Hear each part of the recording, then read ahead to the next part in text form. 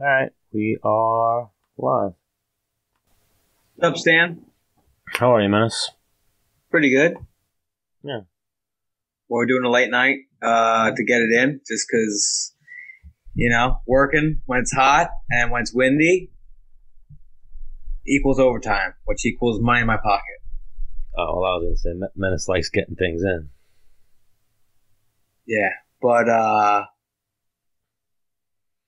we don't have too many more episodes left. Till what? You're on borrowed time, my friend. Oh, what did we change? I thought it was 3:33. Yeah, it is, but I don't think you're gonna make it that far. Oh, why? I think I'm going to die. Yes. Might. Do you want to tell people anything? Well, I mean, they know. I talked about it a little bit with you last episode that you were here. I talked about it a little bit with Al, but yeah, I got that COVID. You tested positive. I tested positive for COVID. You said you think you had it. No, I said... You went for the test. You didn't say that you tested positive. Yes, but I told you I knew I had it. I was just waiting for the results. And now, so they have like a rapid test, and then they have 2-3 day test. But for some reason, my test was taking fucking forever. And then how long from when you went for the test to you get your results? I think it was like 13 days it wound up being. Which isn't, or... It's deem you not important. 12 days, yeah. Because they were like Black Lives Matter. Where do you live? Lindenhurst? All right. White Lives Matter. All these other lives matter. Fuck Stan, pretty much. But then I went on Instagram and I saw I told you, Mick Foley.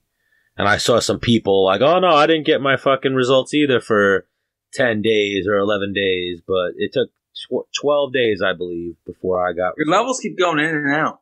Do they? Of your voice, yeah. All right. How is it now? It's on the low side now. Yeah. I'll let you know when it goes high again. How is it now? Now it's high. Too high or fine? No, you're fine. Yeah, I'll lower that a little bit, actually.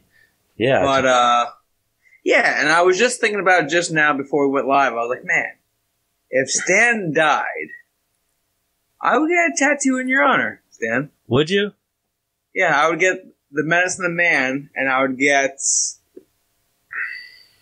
when the show started to when you died. Oh, EST? Ever since the time of, or whatever that is? Well, EST is established. So that would be established, and that would be the first date when we started. Ah. Look at the big brain on Menace. Yeah. But yeah, that's And then I would find a different co-host and try to keep it rolling. Yeah. That'd be easy for you. You know what? I think it'd be easy to fill the man. I think it'd be hard to find someone to do all the production. Absolutely. But not... You think I'm reaching in my pocket? I mean, not really. Probably wouldn't be as hard as you think. But we'll get there, probably. I'm probably, so people, it's funny, the news and people, they have no fucking clue about COVID, Corona, whatever you want to call it. And then they don't know if you can catch it twice, but I'm like, Danielle's mom pretty much caught it twice, right? No. No? I thought she did. She tested positive multiple times. Yeah, but no, didn't she? Tested false one time and then positive again after that, but the false might have been a false negative. But didn't she have a moment where she was okay, and then she woke up and her eyes were all puffy and... Yes, there was a couple days after her fever broke to where her eyes got puffy and her blood pressure started getting high. Yeah, I haven't had that. So even that. But she's older. Yeah. And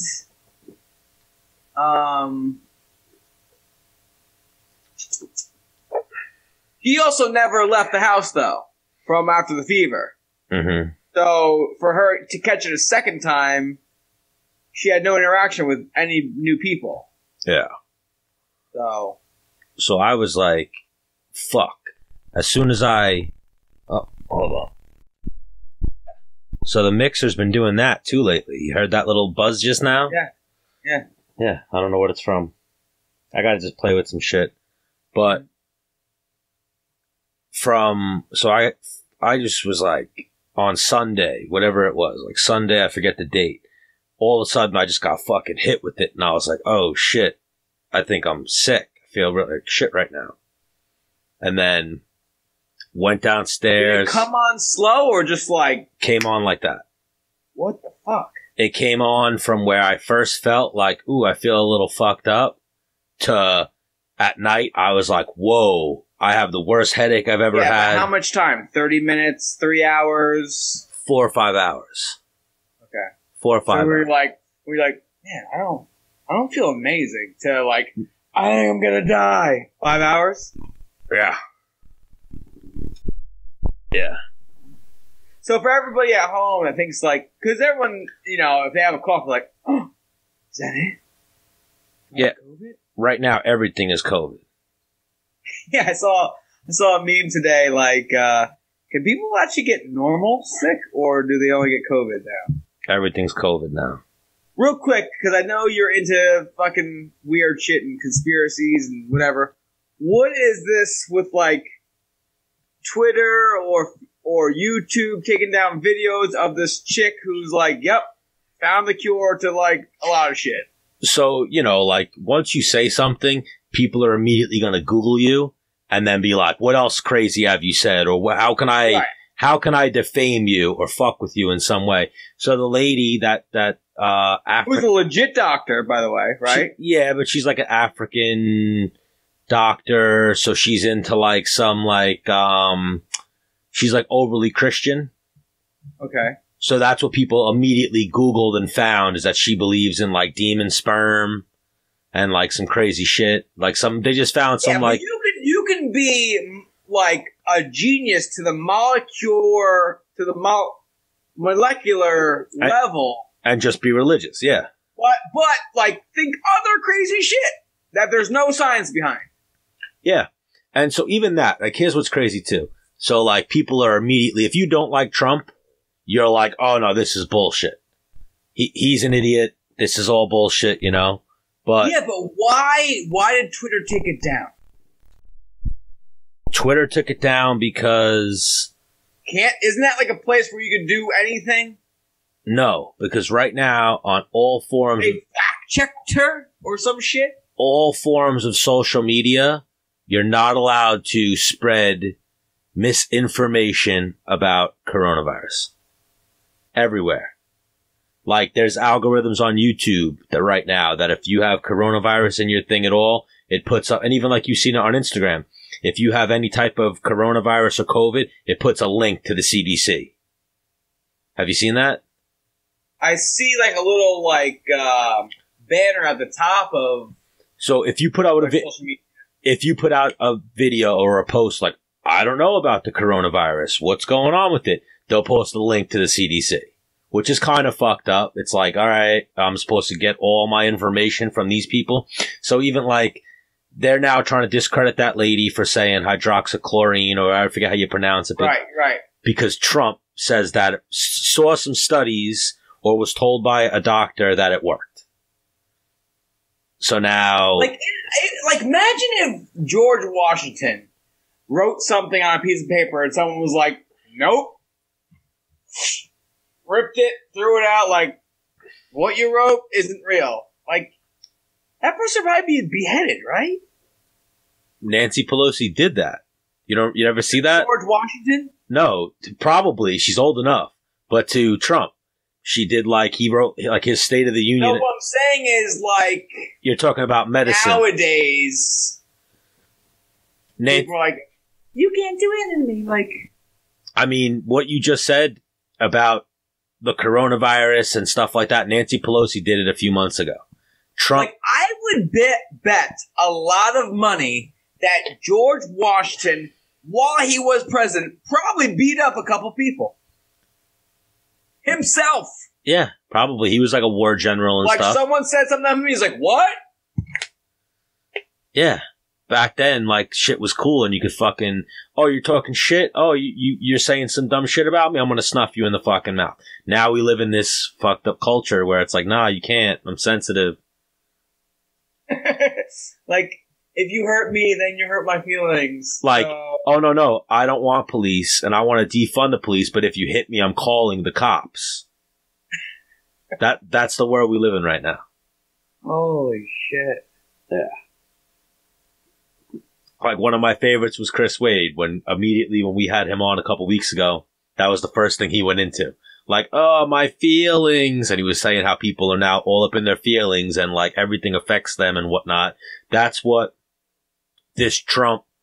So even that, you have insight. You know, your girl's mom had the coronavirus. You've been around it. He's good. I have firsthand experience. I have it. I've had it. Supposedly they called me up and said I'm in the clear now. I can come out of quarantine. Have you had it for 2 weeks, or you got the results, but you already had it and been in quarantine for what, 11 days? 13 days? I first noticed symptoms on the 12th. So the 12th I quarantined myself. And then I went to the doctor on the 14th when I started feeling better. And then I got the results my results finally came in on the 26th.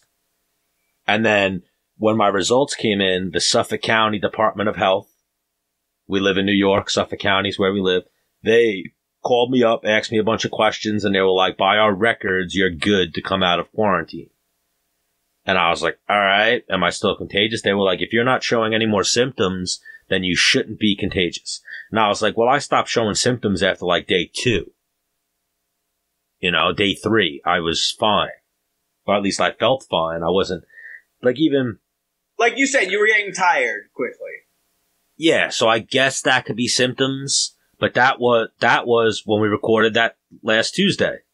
2 Tuesdays ago. So that was 2-3 days after. And I haven't had any other symptoms since then. I mean, knock on wood that it doesn't come back and I get all fucked up again. But yeah. But even back to the Trump thing. So yeah, Twitter. So what happened was Donald Trump Jr. Yeah, but dude, that's some like money political shit, no? Yeah. Even like, so when this all happened, Dr. Fauci, the guy Anthony Fauci, he came out and said, Trump could believe what he wants. I'm going to go with the FDA. The FDA is the biggest fucking industry of crooks and fucking pay me and I'll say whatever the fuck you want. So even that. So I'm going to have to research it and take everything that they say with a grain of salt. Because these are the same motherfuckers that were saying CBD and THC had no medical effects. And they were fine classifying it as a drug, Schedule 1 narcotic up until a few years ago, you know? Because they couldn't corner the market. Like they couldn't put a patent on marijuana and Big Pharma couldn't corner that market. So basically what happens is like Big Pharma pays the FDA. The FDA is funded by someone. They're funded by the pharmaceutical companies. The pharmaceutical companies design drugs for whatever the illness is, and the FDA then approves. Oh, no. Oh, so this is good? Yeah, we approve it. How much do you guys got for us? You know what I mean? Yeah. So, like, they're like the CDC. But meanwhile, the people that are actually doing tests, like, listen, all my loved ones do not take this. Well, there's mixed results. As FDA approved, but don't take it. There's doctors that are saying hydroxychloroquine, whatever the fuck it is, doesn't work, and the studies are inconclusive. Then there's other doctors that are like, no, this works. But then even I heard Joe Rogan. What is it, a pill? It's a pill. So so basically they say like a drug cocktail works to help prevent you catching the coronavirus and then works in the early. Yeah, but I mean, this is from one of my work buddies. He was saying like it might like end diabetes. It like is good for like asthma. Like what, the hydroxychloroquine? Yeah, it could like help with the underlying. It's used for lupus, malaria, and I think something else. I forget what. But those are serious things you could die from and get seriously fucked up from. Yeah.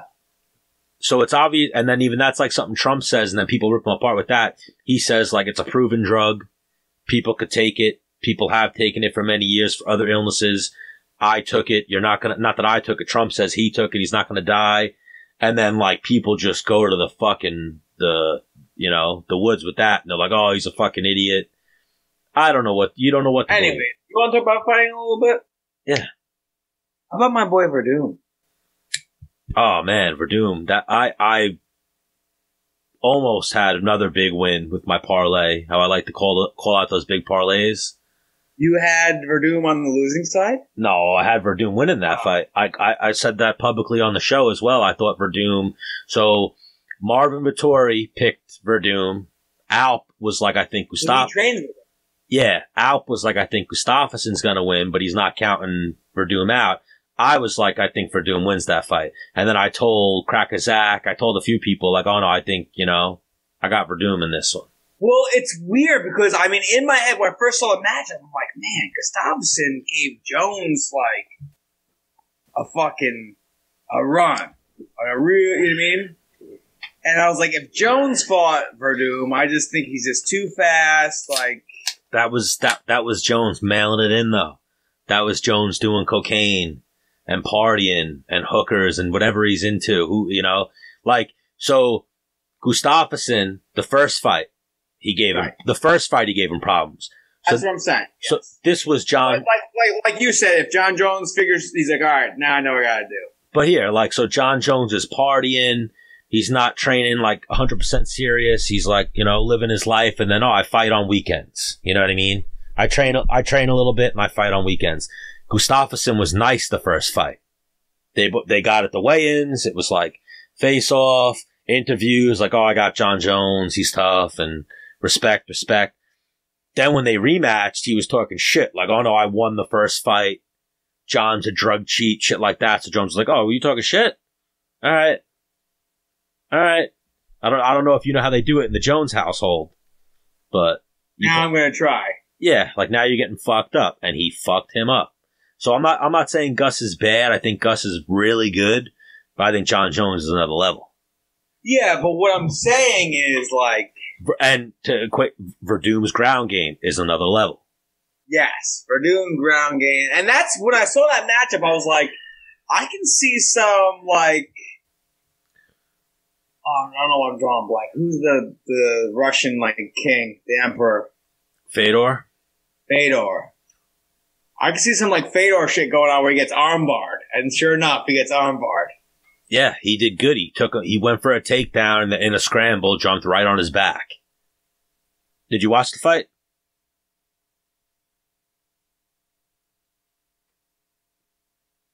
Did you? I had to work. Yeah. All right. Well, that's all it was. A little bit of striking, like a minute or two of striking. Scramble, took his back. Immediately, fished for a choke. Wasn't there. Was like, all right, I'm going armbar. Yeah. And then it was a minute to the armbar. Verdum. He didn't retire, did he? No. Who? Verdum or Gustafsson? Both. Or up for. No, Verdum fought out his contract. And is now, I'm assuming he, Right. Me and you, I think you sent me a link and I saw it online where yeah, he's going to fight out his contract, which I thought he was saying I've had enough. No, I think he wants so even him, it's either him or Stipe are the greatest heavyweight of all time. Yeah. Verdum has a resume of, Yes. A very impressive resume. I'm going to say, until Stipe gets to be Verdum's age, it's Stipe, or it's Verdum. On paper, you could say, if Stipe could beat DC and go on another little run of title defenses, then it's going to be Stipe. Well, it's weird. For example, beating the Emperor is, when he beat him, yeah, too. Yeah, and when he beat him was, insane. That he also has. He also has the Cain Velasquez win when Cain was. That's right. When people were talking about Cain the way they're talking about Stipe now, oh, he's the best. You know what I mean? Yeah. And he's got he beat Nogueira. Granted, Nogueira was a little older at that point, but Verdum's got a very impressive resume. Little Nog retired. Little Nagrat, bro, he was 44. Yeah. I didn't know he was that old. Like, the way we were talking. 0-3 on the trilogy, was like, all right, enough. Yeah, that's tough too, because both of the first fight was a war, but Shogun won it, and then the second. Shogun's just a more well-rounded striker. Like, Nogueira can throw hands like a motherfucker, but Shogun starts putting those kicks in there and shit. The second and third fight were pretty close. Like, if they would have went the other way, it would have been like, oh, all right, he won. Like, they weren't, you know. But I mean, they're looking older. 44. Like, I didn't realize he was that old. How old is Shogun? He's gonna be 40-something. 38, which is old too, you know. Especially, I think,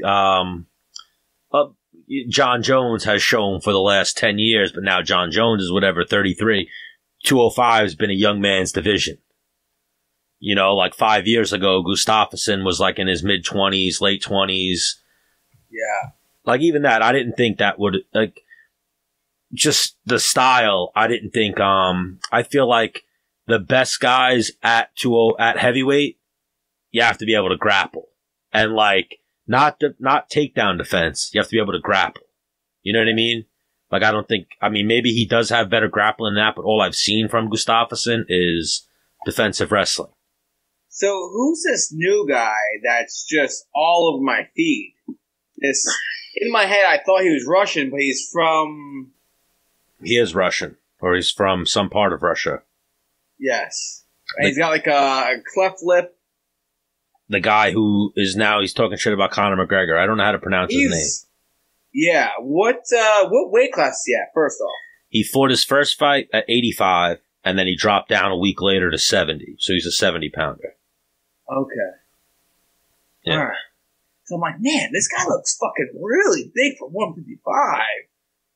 And I just, while running through my, timeline, I've seen Khabib's name thrown there a little bit. And I was like, Khamzat Chimaev. Yeah. And now, yeah, he trains, I think he is... Trains with Khabib, no? No, he trains in Sweden with, like, Gustafsson. Okay. And, like, Alir Latifi. But, I mean, now don't get me wrong, he could be the next coming of Khabib or... Well, the amount of love he just got this, like, during this week, I'm like, whoa, what did this guy do that was so insane? He beat a nobody, right? Yeah, just two dominant performances, but that's where I'm at, too. It's like, okay, who would he beat? Reese McKee, have you ever heard of him? Never heard of him. Neither did I. When they were about to fight, it's like, oh... And then even the talk of it was like, oh, this guy's UFC debut. So, like, even Chaz Skelly had the previous record for quickest wins in the UFC. Like, I think it was like whatever. I don't know the exact number. But this guy now broke that record, and the record now was like 11 days or something. They gave him a fucking gimme. You know what I mean? Yeah. Like, if they would have gave him a tougher stylistic matchup or a better guy... He might not have won, you know? Give him Robbie Lawler. Yeah, like something like that.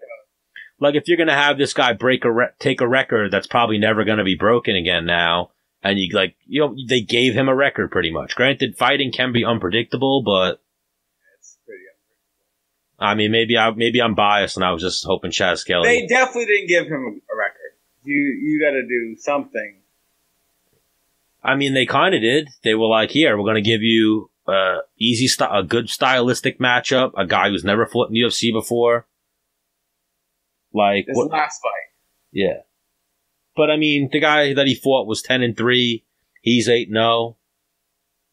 So I mean, I get, not a total gimme, but even that, his first fight was not a gimme. That guy that he fought the first time was tough. But I'll try to get him on the show. I think he's managed by Ali. Okay. And he speaks English. I listened to like 2 minutes of an interview with him today. But yeah, he's from Sweden. I'm just like, man, there's a lot of rave on this guy. Let me see. I tried looking for some highlights. I looked him up. He's got like 200,000 followers. You know how fight fans are, though. They just jump on. That's like, we have one video where we talked about, I put the headline, can anyone beat Khabib? and people don't even watch the video, or they do watch 2 seconds of the video, and they come on saying, we don't know what the fuck we're talking about. Nobody's beating Khabib. It's like, watch the fucking video. And then if you watch the video and you see the one moment where I say Conor McGregor won a round against Khabib, people fucking jump down my throat about that. He didn't win. And then Chael has a video where he's like, oh, Conor won a round, and nobody fucking jumps down Chael's throat. Or they do, but Chael just doesn't read it or pay attention. This is probably true. Yeah. But they announced he's definitely a stud, don't get me wrong, but the jury's still out. He's only 2-0. In the UFC. In the UFC. He's good, though. He's got really good ground game. His 2 opponents, I think he's outlanded them like some ridiculous number, like 200-2 or something like that. Something fucking crazy. So, yeah, he's really good. But then, also on that card, Carl Esparza versus Marina Rodriguez. Are you familiar with Marina Rodriguez? I'm not. She was undefeated, and she was like a prospect in the 115-pound division. Carl just shut it right down. Well, no, like, she's not undefeated anymore. That's what I meant. Yeah, controversial judging. Like, the fight could have went either way. I'm not upset that Carla won. I was rooting for Carla. I picked she's been on the show. Yeah, I picked Carla in the fight, but it was just one of those. That was on a little tear, huh? Carla's in the mix right now. I think she's won 4 in a row. But where people were saying, like, Carla didn't do any damage, and the other girl did damage. The other girl only landed, like, 3 or 4 strikes, and they just damaged Carla a little bit. You know what I mean? Right. Like, elbows from the bottom and shit. And then where Carla made the fight closer was she kept going for fucking leg locks. So, like, at the end of the first and second round, she dropped down for a leg lock. And then wound up not getting it, being on bottom, and getting hit up a little bit, you know? But it's one of those fights where the scoring Senate would be a good conversation for that. If we ever get that gentleman on. Like, it was, you know... Yeah, she's like, I've rolled with her. She's strong for a little girl, for sure. Who, Carla? Yeah. Well, something Carla has that I've only seen really out of, like, Tatiana Suarez is chain wrestling.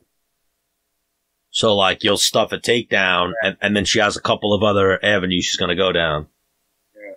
But solid performance, but controversial scoring a little bit. And then Robert Whittaker versus Darren Till. I've seen people say that fight could have went either way as well. I had Robert Whittaker winning, but I see a lot of people saying they thought Darren Till won. I had a bunch of my wrestling college buddies watch it, and they said they had Whittaker winning. Mm-hmm. Close fight, competitive fight. Like, 30 seconds in, Till dropped Whittaker with an elbow. First period. 30 seconds in. Rocked his whole shit with an elbow. Damn. Yeah. People were probably like, what? Yeah. And then the first round was Till, and you saw Whittaker was uncomfortable. Then the second round, he started finding some range, some rhythm, and then he dropped Till with a right hand. And then it wound up just being like a chess match, but I had Whittaker winning. And then even something I saw today that I almost commented on, but then I didn't. I think it was Chris Schlesinger who posted it. They were saying how, so Darren Till thinks the front kick should be outlawed. Fuck out of here. Yeah. Have you ever thrown a front kick and, like, with intent in landing it? It's fucking really hard to hit. Yeah. Let's outlaw punches to the head, heel hooks. I went into that. I read, like, some rebuttals. And one guy was like, yeah, let's take out punches then, because... Yeah. You could kick someone in the head and do, like, permanent damage where they're not the same. Or, okay, kick their knee back. Fight gets ended. You get your knee fixed. Yeah, it's like, what are we doing here? Yeah. I think that's an amazing move. And, like, so if you're stalking somebody... It's a great check. It keeps you in check. Yeah, like, you're trying to give me brain damage, but I can't kick you in the fucking knee? Yeah, fuck out of here. Yeah, so I wasn't a fan of that. Or just that even Darren Till, like, so after you got fucked up a little bit by it, and you got your knee blown out by it, you're like, oh no, that move sucks. That move should be outlawed. Yeah. Come up with some defense, bro. Don't be so goddamn fucking heavy-footed and flat-footed. Yeah. It's really hard to do that to someone if they're constantly moving. Yeah, he was stalking the shit out of Whittaker, and then Whittaker started throwing it, and I bet he stopped stalking as hard after that. Yeah, worked. But big fight that just got announced: Khabib versus Gaethje. Gaethje for what? October 24th. No date yet. I mean, no venue yet. I'm very intrigued by that one. Is this Khabib's last one? No, Khabib said that he's going to do what his father wanted him to do, and he's going to retire at 30-0. And then Dana White came out and was like, if he wins this next fight and he wants George St. Pierre for his last fight, or whoever he wants, it's up to him. So he'll let Khabib. I saw the George St. Pierre. Whoa, let's not get ahead of ourselves. Yeah. Justin Gaethje. Bro, they were looking past Gaethje a little bit with that Tony fight, I felt too. And they were like, oh no, we're going to get to Khabib Tony right after this. Okay, what happens if Gaethje wins? Does he retire right there on the spot? Who, Does he kill himself, commit suicide? Does he... Yeah.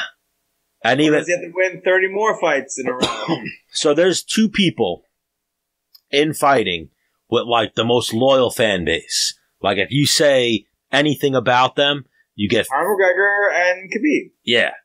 And you get... And Masvidal's starting to get there, where he has that, like, fan base, too. But Gaethje is now going to fight Khabib. If you say Gaethje's going to win, you got to be prepared for... What are you, fucking stupid? What the fuck's, like, just people saying, like, you don't know anything about fighting. He definitely has better stand-up, Gaethje, than Khabib. Yeah. He definitely has more knockout power. Definitely? Yeah. He slept people. Khabib's only knocked Conor down. And he only knocked Conor down because Conor had zero respect for his stand-up. Right. Conor was walking at him in a championship fight with his hands down. Yeah. What do you think's going to happen if a guy just fucking bites down and throws a big overhand right? And it happens to land. Well, he did fake the shot. Yeah. Yeah. All right, but... It was a proper setup. Yeah, but Conor had his hands down and... He also didn't see the shot hitting. It was like... Yeah. Like, I think... Don't get me wrong, I think Khabib's got good stand-up. I think his stand-up's even... If you're looking at it unbiased and you're not a Khabib nut hugger, he's got good stand-up. It's not the worst, but it's also not his... Gaethje's cardio is superb. Superb. I think he could win. He's not a huge underdog. Like, he's 2-1. But... Already? Yeah. But usually it would start bigger and then get smaller. Yeah. So he's only 2-1. But I'm going to be crazy. I think Gaethje is the toughest stylistic matchup for Khabib. Because for Gaethje, he doesn't give a fuck. Doesn't give a fuck. Doesn't care. Can wrestle. Has been wrestling since he was 4. Gaethje, like we've talked about it a few times, like there's some... For Khabib, like I just said, if he loses... Yeah, like he might get executed. Yeah, like I think Gaethje was even Gaethje was a one-time All-American, and that was kind of underachieving, Like a little bit more, I think, was expected out of him in wrestling. And he was a super hard worker, like he fucking wrestling since he was 4, like he can grapple. I think he's going to be tough for Khabib to take down. I tell you what, Usman's still up there with him for this training camp. For sure. Oh, 100%. And then, I don't know, you'd know better than I would. Like, I don't know what the medicine is for it as far as altitude. I think they say you're supposed to train at sea level, but sleep at altitude is better for you. But I'm sure there's benefits to training at altitude. Yeah, it's better overall. Well, I've heard mixed reviews on that. I've heard, like, some people say that it's better to train at sea level than sleep at altitude. Like sleep in an oxygen tent or something. But then I think the science... Right, no, I mean, if you could train at altitude... Well, if you could train at altitude and feel great, that raises your VO2 max even higher. Yeah, well, Gaethje lives in altitude, trains in altitude, sleeps in altitude. So where's the fight, though? Denver? It'll probably be Vegas. Yeah. But I'm saying he has cardio. Like we've seen Gaethje slow down a little bit in a couple fights. We've seen him lose, but Khabib, the way that we've seen Gaethje lose, Khabib's not beating him that way. You know what I mean? Khabib's not winning a slugging contest and TKOing him, I don't think. Very slim. If Khabib beats him, I would never say never, but history would show that, not happening, but on paper. Yeah. If he does beat Gaethje, he's grinding him out or he's submitting him on the ground. But, like, that's something else. I could see Khabib choking him really bad. Yeah, but I think it's going to be tough to keep him there. Have we ever really seen Gaethje out-grappled like that? His grappling is underrated, if you will. He's very, very scrambly. He usually pops right up.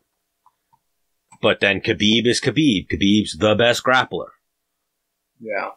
Like, I always think of his cage wrestling's the best. His submissions are really, really good. But then I always think of that thing that, what's his name said when we had Sean Bunch on, who Sean Bunch, is a fucking stud wrestler. Yeah. He said, like, oh, he can't take me down open mat. And then I always think of the shit Sean Bunch said to us, and then I look at the Al Iaquinta fight. The moments when Iaquinta wasn't getting backed up against the cage and was able to defend some takedowns and whatnot, it could get interesting. And then, like we were talking cardio, where on paper, Gaethje's a better wrestler than Al. Yeah, it's interesting. But would you say that Gaethje's a better striker than Al? Close. I think Al might be a better boxer, a little straighter and crisper. But this new Gaethje, where he picks... Al also took it on, like, short notice, kind of. One day. But, yeah, but he had trained for a 3-round fight. He was supposed to fight someone else. Yeah. Yeah. And I've said that, and that's what people rip me apart for, too. In that Can Anyone Beat Khabib video, is I said, like, oh, well, Al has a chance of beating Khabib. And people were like, he got fucking destroyed. He didn't get destroyed, he got beat up. On one day's notice, not preparing for Khabib. He was preparing for a brawl with Paul Felder. Right. Those are two different fights. Way different fights. And then he got a grappling match trying not to get smothered by Khabib. But yeah, super interesting. I'm looking forward to it. I feel like you had some other topics. Is that it? I'm going to have to look at the odds, and then that's how I'll probably make my pick, and then we'll see if Khabib wants to come on Menace and the Man, because if he doesn't... Yeah, hang on. I'm going Gaethje all the way until Khabib comes on the show. And even when he comes on the show, I don't know. I might still be going Gaethje. Gaethje smokes weed. Gaethje likes to party. I don't even think Khabib... He doesn't? No, he doesn't like to party. Well, he likes to party, he just can't. What do you mean? Yeah, but he does party. He drinks. He smokes weed. Khabib does neither. He never knows when he's going to fight again, so he doesn't really drink that much. Yeah, but I'm sure he does drink. Yeah. And I'm not going to say this, I'm not hating on nobody who don't drink. If you don't drink, more power to you. But I think if we hung out, if you threw a party in your backyard and you invited Khabib and Justin Gaethje, you're vibing out with Justin Gaethje way more than Khabib. Yeah. You'll be like, oh shit, me and Justin Gaethje are boys. You'd be like, oh shit, Khabib was here. I talked to him for like 2 minutes, What did I talk about? I thought I sent you some things. You did. Hang on, I thought you already had him ready to rock and roll. Oh my god, yeah. Tyson versus Roy Jones. Right. So now... You had...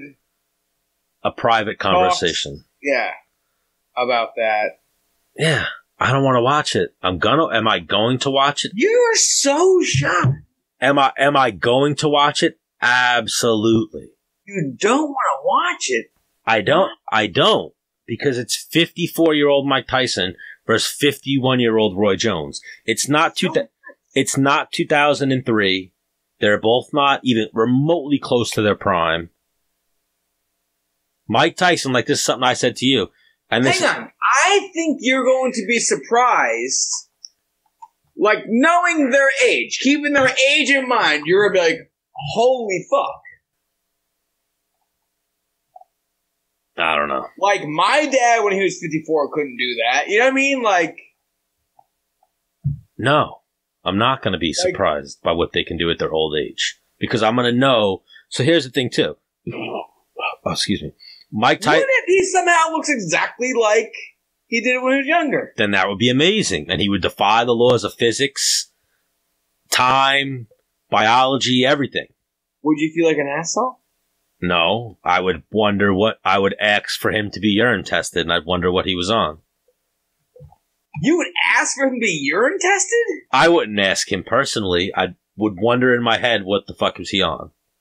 And I would come on Menace and the Man and say, yeah, they should drug test both of them.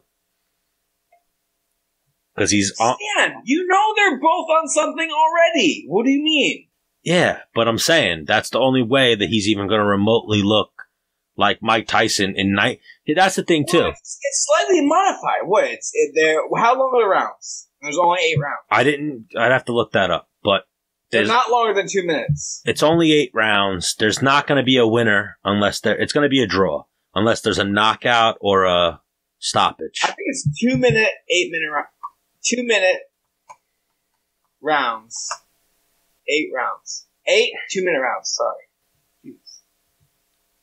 They're going to be lacing up 12-ounce gloves. Okay. And that's the thing too, like I said to you. Mike Tyson, his last couple fights, didn't look good. And that was 15 years ago. So now all of a sudden you're going to tell me 15 years later because, I feel like fighting, I got this. You know what I mean? Right. You spoke about Roy Jones's last fight was like 2018, right? Roy Jones was 2018. At what weight? I believe cruiserweight. Which is 185? 190-ish. Let me see. Knockout. Alright, I'm not seeing. I'd have to go deeper. Either way, they're both legends in my head that I would have always paid to watch. Like, if I'm not invited to a party that's watching it, I'm buying it myself. For sure. Yeah, I don't know about that. Like, I am buying that fight before I buy Conor McGregor versus, I don't know, Holloway. I don't know about that. That's the thing too. So Roy Jones was my favorite boxer. Before that, Mike Tyson. When I was a little fucking kid, Mike Tyson. Yeah. But here's the thing too. Like I remember even when Mike Tyson got out of prison, like going to my uncle's house. He served some time. Yeah. I remember going to my uncle's house, sitting on the floor, watching that shit, and then it lasted like fucking whatever, 2 minutes. What was that fight? Let me say. You think Roy Jones comes out to his own song? Yeah. More. Y'all must have forgot. Yeah. That's what's coming out. Oh my God. If he comes out to that song, I gotta go Roy Jones. But here's the thing. Like, that Mike Tyson, like, first off, they're doing an amazing job editing the shit that they're uploading of Mike Tyson. Like, the Mike Tyson that everyone's thinking of existed in 1989, 1988. Maybe he's doing exactly what you're seeing for 30 minutes. Maybe. You don't know that. I hope he is. But I'm saying, like... Hater. No, I just think that they're old. Don't You're ruining it for yourself. No. Don't look into it too much. This. See what you see and say, "Yep, I'm gonna watch." No. I'm absolutely gonna watch and I'm gonna enjoy it. But I'm just saying, like, it's the equivalent to like, oh, Vanderlei and Chael are fighting, but they're both 44. All right, I'm gonna watch. Oh, so they're doing the Ken Shamrock Royce Gracie rematch. All right, I'm gonna watch, and then I'm just gonna be like, so what you're saying is you don't get your hopes up for a barn burner. People are like, oh my God, Tyson versus Roy Jones, 1989 Tyson versus 1996 Roy Jones. No, it's 2020 Roy Jones versus 2020 Mike Tyson. Yeah. I feel like people are building it up like. It's like they're playing a video game. Like Mike Tyson in this game, he's 99 knockout power. Roy Jones is 99 speed. Who's gonna win? Yeah, it's like you're playing a video game, and it's like, oh shit! So I could be Roy Jones when he was like the heavyweight champion in 2003, or I could be like Roy Jones when he was like the. I would love to know. Listen, I know they're both taking it serious, but I wonder to what extent. Is Mike Tyson sitting down with a sports psychologist like once a week and going over, you know what I mean? Or is Mike Tyson not having a couple of beers? Is he like on a strict diet? Is he doing 2-a-days? Like, I want to know these things kind of. Or it's just like, yeah, I train 5 times a week. I mean, we could shoot those shots and try. That'd be a dream to get Mike Tyson or Roy Jones on the show. I don't think it's the most far-fetched thing. Yeah. And I do know that something I saw recently, and I think it's true. I'm going to have to I saw CES is who's promoting it. You know, the one that John Gotti fights in Rhode Island. Mm-hmm. So I become pretty friendly with those guys that's where Space Monkey lives in Rhode Island. I've partied with them. I've had drinks with them many times. I have all of their phone numbers in my phone.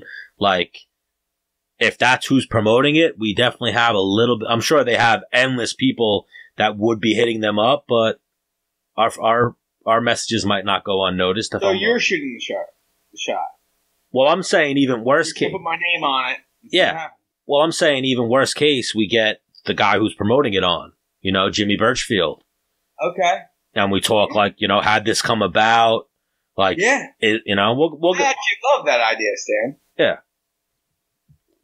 Nice job. We'll get some good intel into that. Well, I mean, I had something and left my brain. I hate when that happens. I mean, another thing that I did mention to you was the Aljo and Peter Yan going back and forth. Yeah, he's been doing that even before Peter Yan got the title. Yeah, but now he's calling Yan a paper champion. Now, what exactly does that mean? He got handed a title. He never beat anybody. Like, on paper, you're the champion? Yeah. That belt's not really yours? Yeah, precisely. Right. But here's the thing. Something I said a couple episodes ago. To become a champion, or no, I said it actually a while ago. I said it when we were talking to Alex Volkanovski about who he might fight.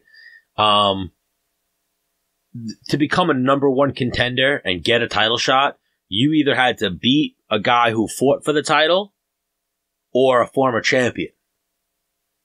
And now last week, when I was talking to Alp, I played devil's advocate and I started thinking, why isn't Dana talking about Aljamain like he's the next guy in line? Maybe he thinks Aljamain doesn't have that win yet. So I thought even Corey Sandhagen versus Aljamain could have been for the title. Should have been for the title. I think at that point they were both ranked higher than... Oh, I think it should have been Aljamain versus Peter Yan. Yeah, but I'm saying, I think what Aldo did was, so Yan never beat a champion, beat Uriah Faber, but Uriah wasn't a UFC champion, beat Uriah Faber, who was also 40. Yan never beat a champion, never held the title. Aljamain never beat a champion, beat Renan Barao, you know, the 135-pound champion when he moved up to 45.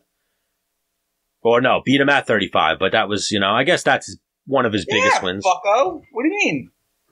I just feel like that's the win you need. So, all right, that's his win, is Barao. But he beat Barao like 6 fights ago. Since then, he's lost to Marlon Moraes. Granted, he's won 5 in a row. He lost to Marlon Moraes. Who was the number 1 contender and has fought for a title? But that's what I'm saying is, if Dana White's not saying Aljamain's the next title contender, it's because he thinks Marlon Moraes might be the next title contender. Or, like we've talked about with the Instagram followers, if Cody Garbrandt wants that shot, $2.5 million, you got it. You know what I mean? It should, and I'm just playing, like bro. If I'm Aljamain and I'm in that position, you know me, I'm ride or die for Aljamain. I think Aljamain should be the champion right now. I think he. No, what I'm saying is, if he gets jumped again, I'd be like, yo, I'm not fighting for this organization. Then this is so. There's a realm where, and I think it's going to be a really tough fight for him, Pedro Munoz. But there's a realm where if Frankie Edgar 30-second knocks out Pedro Munoz, or if Frankie Edgar combination into a flying knee knocks out Pedro Munoz, and then goes, Peter Yan, you're next, motherfucker. UFC 250, UFC 257, Peter Yan versus Frankie Edgar. Like, that's just how the fight game works. It's fucked up, but like, so. Hang on. Do you think Dana White's waiting for that fight to happen before he goes, all right, Aljo, you're in? Have you seen any of the clips with Dana White? The media, at the fights, they go, all right, question. Dana, Peter Yan just won this fight, or Peter Yan and Aljamain are going back and forth. Is Aljamain the number 1 contender?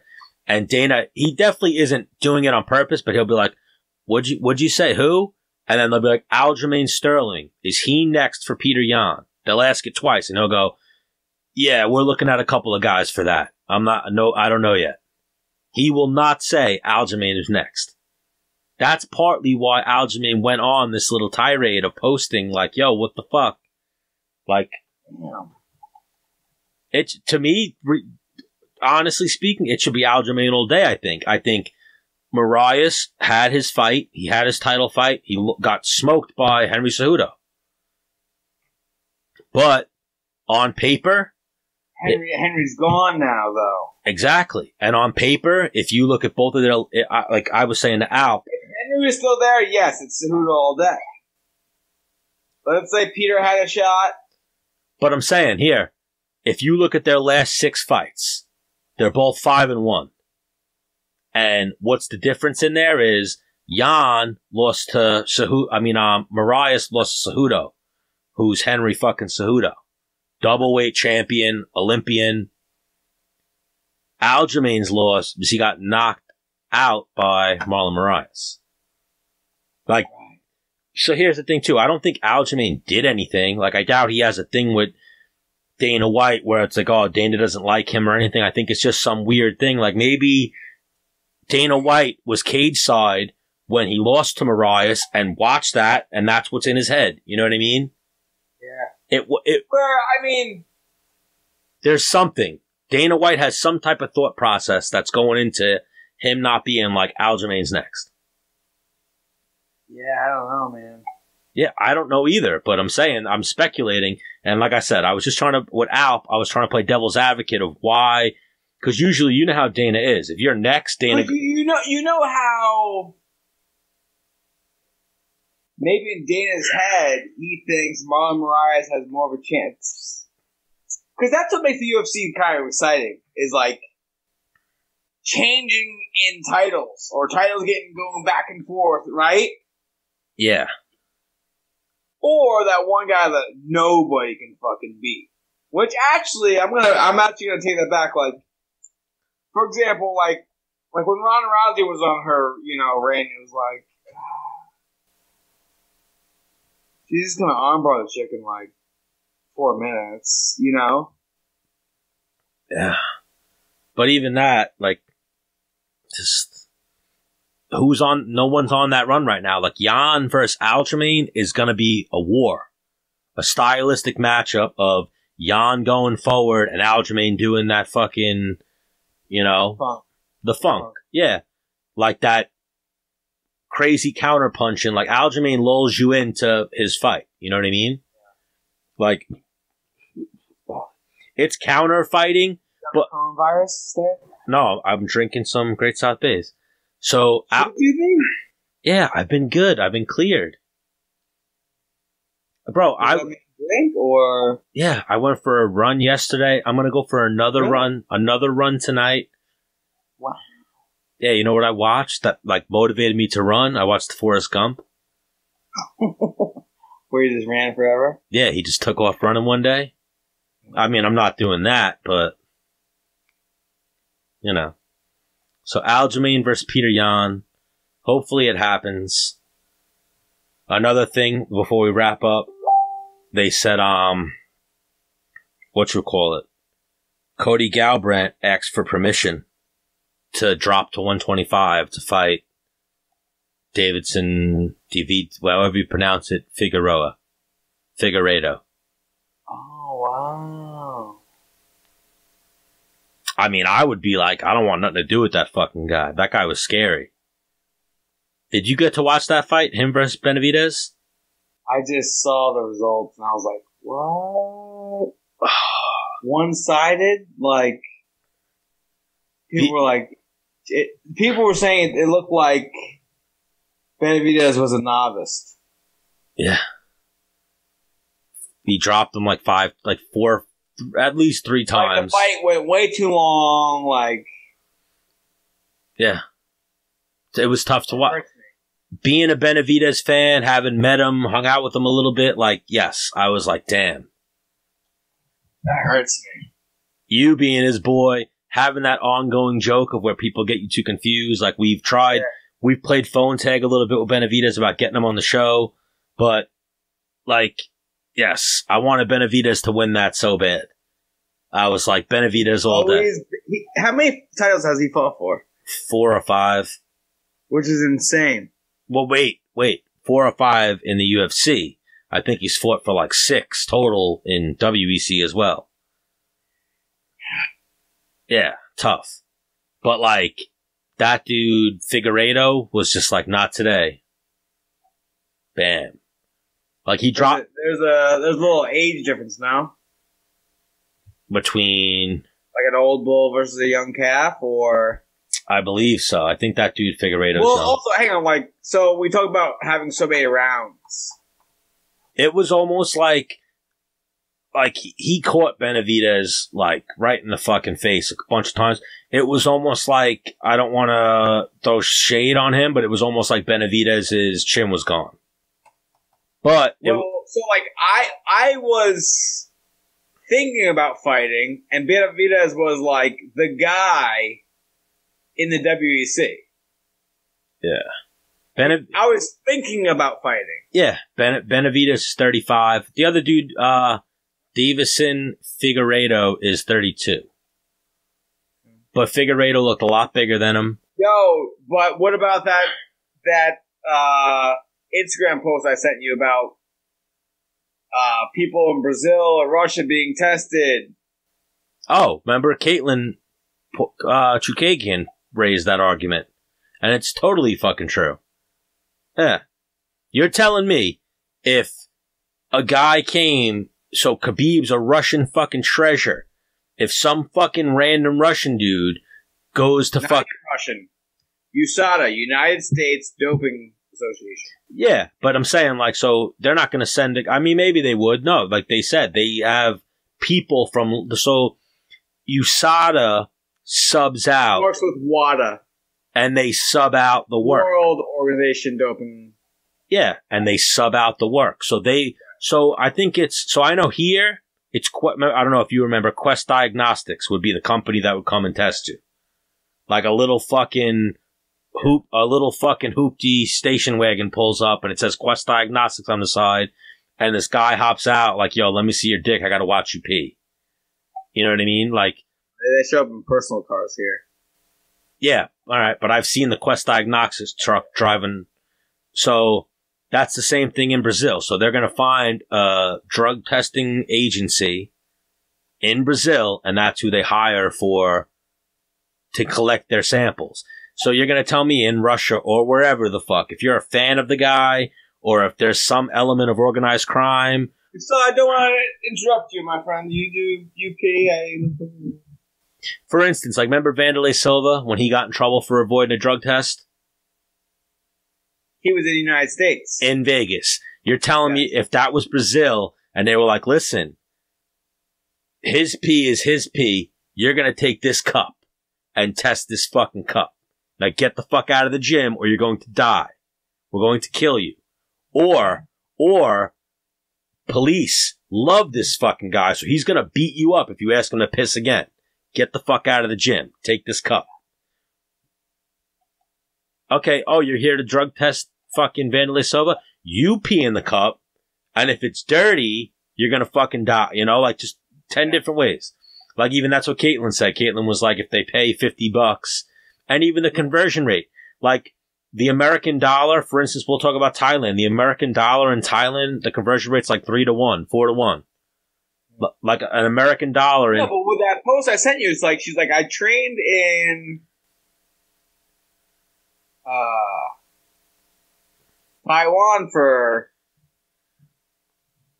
six months. I was in Brazil for 3 months before that. Never got tested. As soon as I got to the United States, got tested. Who said this? I sent you. I sent it to you. I forget. I think a Russian-ish. Was it Valentina? Not Valentina. I remember you sending it to me, but I can't remember who. Blonde chick. I can't remember who it was. Oh, Yana Kunitskaya. Yes. Her and Thiago Santos both said, like, yeah. Bro, 100%. Like, I think Americans are more tested because it's USADA. Right. Yeah, controversy. Whatever. All right, well, we'll wrap this up. I'm still alive. Stan the Man 1, COVID 0. But if they take me, Menace will just find a new co-host and continue with this show. You guys can start sending in applications. Just post on the link, and Dan's gonna clip here to say, "Hey, I'm game. Make me a co-host." And I'll look you up and we'll see what you got. Menace wants headshots, chest shots, and far shots displaying your tan. That's how he's going to pick the new co-host. And computer skills. And computer skills are fourth. Yeah, he'll figure that out. But we'll call this episode 87. Menace, it was good seeing you. It was good seeing you too, dude. Yeah, maybe we'll do this again sometime. All right. Well, see you later.